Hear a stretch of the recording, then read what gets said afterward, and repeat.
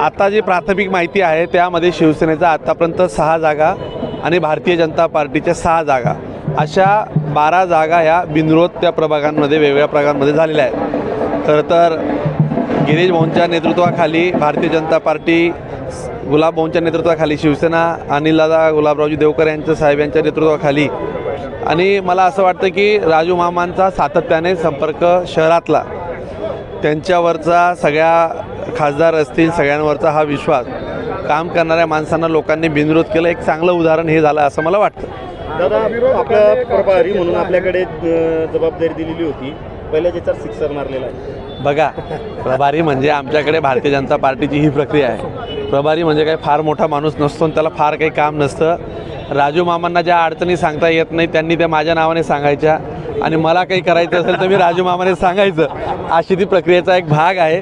त्याच्यामुळे त्याच्यामध्ये कुठलंही काही फारसं काही रॉकेट सायन्स माझ्याकडे नवीन नाही आहे। फक्त मी राजू मामांना आणि भारतीय जनता पार्टीच्या सगळ्या पदाधिकाऱ्यांना मदत करण्यासाठी इथं होतो, बस। विरोधकांनी आता ठाकरे गटाने आरोप लावलेला आहे की आपण जे आहे उमेदवारांना प्रलोभनं दिली, दबाव टाकला, संजय सावंत यांनी आरोप लावलेला आहे। बघा, त्यांची माणसं माघार घेत आहे आणि ते आरोप आम्हाला लावत आहे। तुमची माणसं तुम्हाला सांभाळता येत नाही।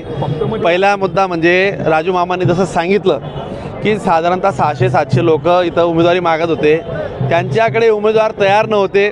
जो आला त्याला त्यांनी एपी फॉर्म राष्ट्रवादीने पण दिलेत, दोन्ही तिन्ही पक्षांनी जो आला त्याला ते उमेदवार द्यायला तयार होते। त्याच्यामुळे ते टिकणार नाही। लोकांचा त्यांनी कौल घेतला असेल आणि पक्ष त्यांना, समोरचा पक्ष हा कुठल्याच पद्धतीने नेतृत्व इथं सभा घेणार नाहीत। ठाकरे परिवार हा पूर्ण मुंबईत अडकला आहे आणि उद्या उठून म्हणजे रोहित पवार असतील किंवा शरद पवार असतील हे कार्यकर्त्यांना वाऱ्यावर सोडणार आहेत आणि असतील, हा जो विश्वास होता त्याच्यामुळे त्या लोकांनी सरळ सरळ पराभवाचं तोंड पाहण्यापेक्षा ती माघार घेतली। मी या पलीकडे तुम्हाला सांगतो, आत्ता या ऑफिशियल 12 जागा बिनविरोध झाला आहेत, अजून 20 उमेदवार हे पाठिंबा देण्याच्या तयारीत आहेत। त्याच्यामुळे समोरचेच पक्षाचे, आमच्या पक्षाचे काय देणार आहेत?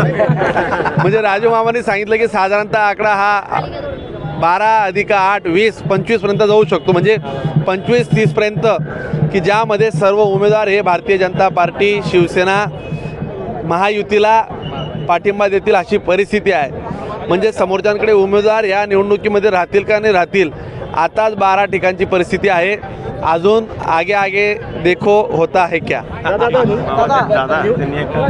शेवटचा प्रश्न